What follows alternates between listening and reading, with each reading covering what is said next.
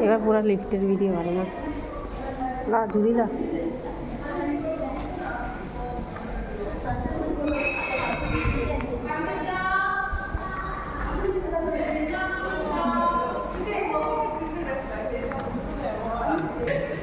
medicine back করছি medicine ঘুরাই দিছি দেখছো কি আমারে হ্যাঁ সবাই দেখছি আম কিরকম আছে ঠিক আছে